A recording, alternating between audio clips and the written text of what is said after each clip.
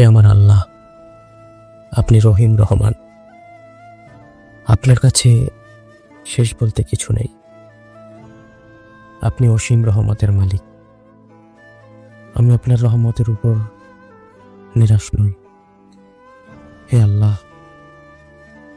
আপনি আপনার বান্দার মনের সকল খবর রাখেন। আপনি জানেন আমি আপনার এক বান্দাকে অসম্ভব ভালোবাসি। সে যদি আমার জন্য কল্যাণকর হয়, তাহলে আপনি তাকে আমার করে দিন। ভাগ্য পরিবর্তনের একমাত্র ক্ষমতাশালী হে আমার আল্লাহ, আমি তাকে হালাল করে পেতে চাই। হে রহিম রহমান,